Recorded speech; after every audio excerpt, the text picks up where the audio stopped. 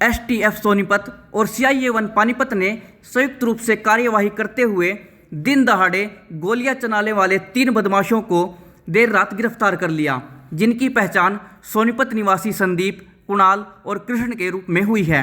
बदमाशों ने बीते दिनों 13 मार्च को असंध रोड स्थित अनेजा पेट्रोल पंप के पास मनी एक्सचेंज सेंटर पर अंधाधुंध फायरिंग शुरू कर दी थी। बदमाशों ने दिन दहाड़े करीब आधा दर्जन से अधिक राउंड फायर किए थे, जिससे इलाके में दहशत फैल गई थी। वारदात के तुरंत बाद ही पुलिस सक्रिय हो गई और अपराधियों की धरपकड़ व जांच में जुट गई। प्रारंभिक जांच में बड़ा ही चौंकाने वाला खुलासा हुआ था। सीसीटीवी फुटेज में सामने आया कि बदमाशों ने वारदात को अंजाम देने से पहले करीब 5 बार इलाके और मनी एक्सचेंज की गतिविधियों की रेकी की थी। वहीं घटना के बाद मौके से खाली खोल भी बरामद हुए थे। पुलिस तब से अपराधियों की तलाश में जुटी हुई थी, जिन्हें 20 तारीख को रात सोनीपत एसटीएफ व सीआईए 1 पानीपत ने चौटाला रोड से गिरफ्तार कर लिया।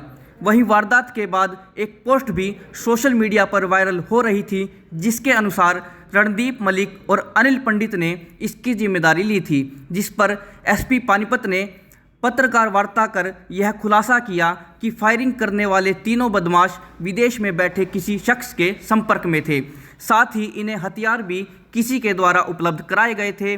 वहीं एसपी पानीपत भूपेंद्र सिंह ने युवाओं से यह अपील भी की कि वह किसी के झांसे में न आए, क्योंकि ऐसे लोग आपको बहकाकर कानून के शिकंजे में फंसवा देते हैं। पुलिस अधीक्षक ने आगे बताया कि बाहर बैठे पानीपत के किसी शख्स के निर्देशों पर ही इन तीनों युवकों ने वारदात को अंजाम दिया था। फिलहाल तीनों आरोपितों को न्यायालय में पेश कर उन्हें पुलिस रिमांड पर लिया जाएगा और उनसे आगे की पूछताछ की जाएगी। आज की एक छोटी सी प्रेस वार्ता में आप सभी का स्वागत है। जो 14 मार्च को मॉडल टाउन में अनेजा पेट्रोल पंप के पास जो शूटिंग की वारदात हुई थी, उसमें हमारे जो ज्वाइंट टीम है एसटीएफ सोनीपत और हमारी सीआईए 1 की टीम ने कल रात 3 जो मोटरसाइकिल पर जो आपने देखे होंगे वीडियो में आ रहे थे, उन तीनों को गिरफ्तार किया है, जिनके नाम संदीप, कुणाल और कृष्ण हैं। तीनों सोनीपत के रहने वाले हैं। इनको चौटाला रोड से हमने गिरफ्तार किया है और आज इन्हें गिरफ्तार करके कोर्ट में पेश करके इनका पुलिस कस्टडी मांगी जाएगी। उस अवधि में हम सारे पहलुओं पर डिटेल्ड में इनसे पूछताछ करेंगे कि इन्होंने इसको टास्क किया था, टास्किंग का पर्पज़ क्या था, इन्होंने टास्क करने के बाद कुछ उसके एवज में कुछ लिया था या नहीं लिया था, कि क्या कारण रहा था। उन सब को बहुत डिटेल में बारीकी से हम पूछताछ करेंगे। बैकग्राउंड क्या सर इनका? बैकग्राउंड क्रिमिनल हिस्ट्री इनकी तीनों की अभी तक कोई भी नहीं पाई है। फ्रेशर्स हैं, जैसे पहले भी मैंने कहा था। नौजवान युवक जो इनके झांसे में आकर, छोटे मोटे लालच में आकर जो बहकावे में आ जाते हैं, ये भी अभी तक लगता है उसी के शिकार हुए हैं। और फिर एक बार से फिर मैं आप लोगों के माध्यम से अपने नौजवान बच्चे हैं उनसे यही अपील करूंगा कि इन लोगों के झांसे में न आए। ये सिर्फ आपको बहका के आपको एक कानून के शिकंजे में अनावश्यक तौर पर आपको फंसवाते हैं। इनका पर्पज़ भी हल नहीं होता और आपका भी कोई पर्पज़ इससे लंबे टर्म का हल नहीं होता है। मेहनत करके काम करना चाहिए, मेहनत करके अपनी नौकरी लेके अपना काम चलाना चाहिए।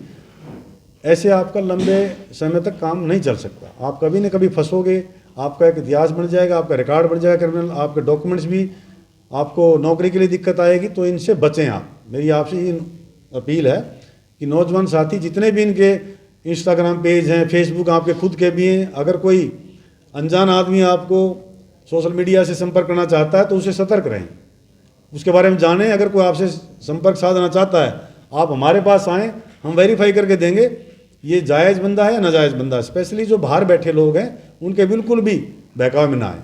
सर, फायरिंग के कुछ घंटों के बाद ही एक गैंग ने जिम्मेदारी ली थी, पोस्ट वायरल हुई थी, वो फेक थी या क्या कनेक्शन रहा उसका? गैंग नहीं है वो, बाहर कोई हमारे इलाके का ही कोई एक बंदा बाहर बैठा है, उसने इसकी जिम्मेदारी ली थी।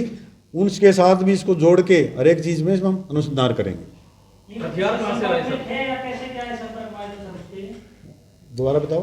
जो विदेश में बैठे हैं उनके संपर्क में थे क्या? ऐसा पता चला आपको? जरूर संपर्क में थे, क्योंकि ये खुद तो सक्षम है नहीं। अब वो सारी कड़ी को हम जोड़ेंगे। हथियार कहाँ से? हथियार भी मुहैया करवाया है इनको। किसने करवाया है क्योंकि अगर इनका कोई क्रिमिनल इतिहास होता, रिकॉर्ड होता तो पता लग जाता। कुछ बताया क्या सर इन्होंने?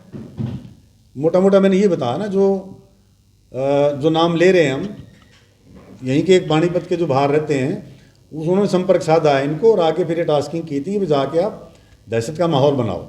तो उसी के चक्कर में इन्होंने जो फायरिंग की थी। सर कहीं और भी धमकी थी इन्होंने वारदात के बाद, एक दो जगह और सुनने में आ रही है? नहीं, इन्होंने अब तक कोई ऐसी बात सामने नहीं है कि इसके अलावा भी कोई वारदात की हो या और कोई इनको टास्किंग की हो। बिल्कुल फ्रेशर हैं। कोई पैसे पूसे की बात थी सर, किसी पैसों के लालच में किया होंगे ये सब? पैसों के लालच तो मैं बताया ना आपको, पैसों के लालच में ही तो अपना जीवन खराब कर लेते हैं। हवाला का कोई कनेक्शन मिला सर आपको? अभी तक कोई ऐसी डिटेल हमारी इन्वेस्टिगेशन नहीं हुई है, कोई इसमें पूछताछ नहीं हुई है। हमारी एसटीएफ की टीम भी और जो हमारी शहीद टीम है, ये अब आज माननीय अदालत में पेश करके इनका जो पुलिस रिमांड मिलेगा उस अवधि में हम सारी डिटेल पूछताछ करके हर बार आपको जो भी इसमें खुलासा होगा आपको अवगत कराएंगे। सर ये बीती रात वापिस आए हैं चौटाला रोड पर, क्या फिर कोई वारदात होने जा रही है रात में? निश्चित तौर पे हम उस पहलू पर भी पूछताछ करेंगे इनसे। कहाँ के रहने वाले हैं? कि सोनीपत के तीनों, जैसे मैंने बताया आपको, तीनों सोनीपत के रहने वाले, सोनीपत जिले के हैं और कोई कॉलोनी से है, शहर में सोनीपत से, कोई किसी गाँव से। क्या एज है सर इनकी तीनों की? सभी 20 से 25 साल की एज के हैं।